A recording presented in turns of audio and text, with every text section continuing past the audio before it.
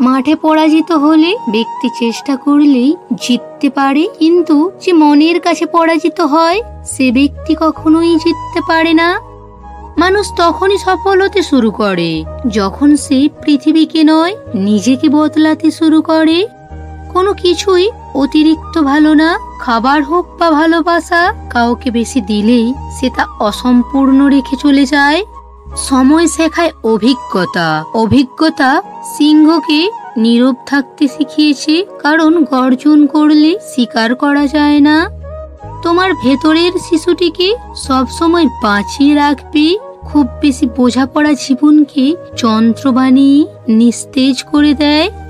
যে তোমার কারণে বিরক্ত হয় তুমি তাকে ছেড়ে দাও। কারো বোঝা হয়ে থাকার চেয়ে কারো জীবনের ভালো স্মৃতি হয়ে যাওয়া অনেক ভালো।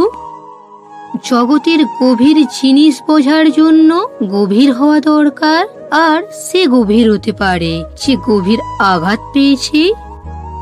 একটা ছোট্ট মোবাইলের লক ভুল পাসওয়ার্ড দিয়ে খোলা যায় না, তাহলে ভুল পথে জীবনযাপন করলে কিভাবেই তুমি সাফল্যের চাবি খুলবে? একটু ভেবে দেখো, নিজের প্রশ্নের উত্তর নিজেই পেয়ে যাবে। সব কথা মুখে বলে বোঝানো যায় না, কিছু কিছু কথা অনুভবে বুঝে নিতে হয়, আর একেই বলে ভালোবাসা।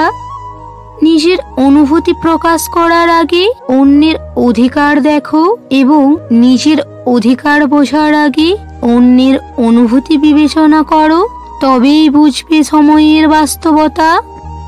জগতের সেরা এবং সবচেয়ে সুন্দর জিনিসগুলি চোখে দেখা যায় না বা হাতে ছোঁয়া যায় না, এগুলি কেবল হৃদয় দিয়ে অনুভব করে নিতে হয়। মানুষের অনুভূতিতে আঘাত করা ঠিক না। তুমি আন্দাজ করতে পারবে না তোমার দেয়া আঘাত তাকে কতটা আহত করতে পারে। অন্যকে দূর থেকে দেখা সহজ, কিন্তু তার মনের ভেতরের অবস্থা অনুভব করা সহজ না। তাই অন্যের অনুভূতিতে আঘাত করা ঠিক না। আমরা সত্যের উপর আইন প্রয়োগ করতে পারি, সেটা বাহ্যিক, কিন্তু আমরা কখনোই সত্যের উপর অনুভূতি প্রয়োগ করতে পারি না, কারণ সেটা অনুভব করার ক্ষমতা সবার নেই।